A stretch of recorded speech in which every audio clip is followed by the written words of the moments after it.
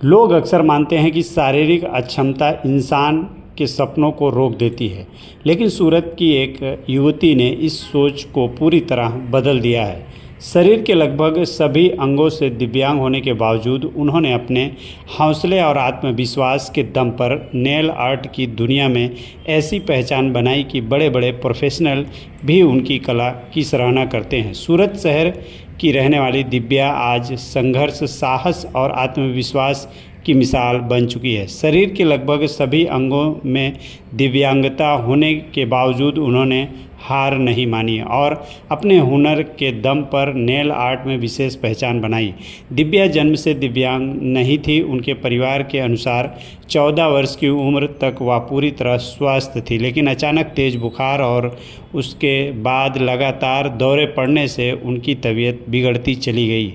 धीरे धीरे उनके शरीर के अंग अकड़ने लगे और उनकी शारीरिक स्थिति गंभीर होती गई। समय के साथ उनका पूरा शरीर दिव्यांग हो गया। इतनी बड़ी चुनौती के बावजूद दिव्या ने खुद को कमज़ोर नहीं पड़ने दिया।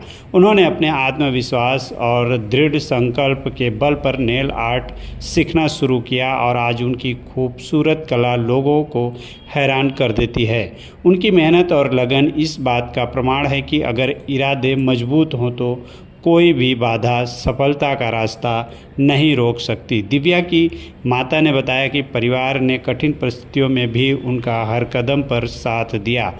आज दिव्या की सफलता ने केवल उनके परिवार बल्कि पूरे समाज के लिए प्रेरणा बन गई है। दिव्या की कहानी हमें यह संदेश देती है कि जीवन में मुश्किल कितनी भी बड़ी क्यों ना हो, अगर हौसला और आत्मविश्वास कायम रहे तो हर सपना साकार किया जा सकता है। મોનાલિસા ઠક્કર। તમારી દીકરી દિવ્યાંગ છે અને નેલ આર્ટ જેટલું સક્ષમ કાર્ય કરી રહી છે, શું કહેશો?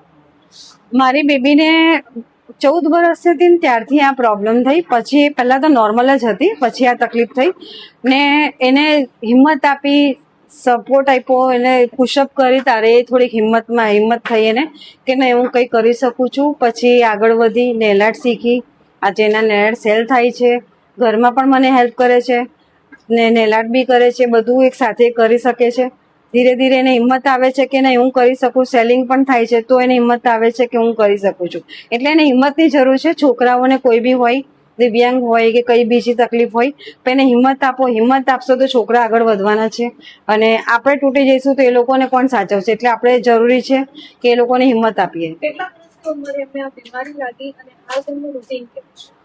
એને 14 વર્ષની હતી ત્યારે આ પ્રોબ્લેમ થઈ ને અત્યારે 28 વર્ષની છે, પણ ઘરના કામકાજ બધું સાચવી લે છે। એઝ અ મધર તમને કેવું લાગે? હું બહુ પ્રાઉડ ફીલ કરું છું કે આજે મારી છોકરીને આટલી બધી તકલીફ હોવા છતાં પણ એ આટલું કરે છે, મીન્સ ઘરનું કામ કરે છે, મને હેલ્પફુલ થાય છે।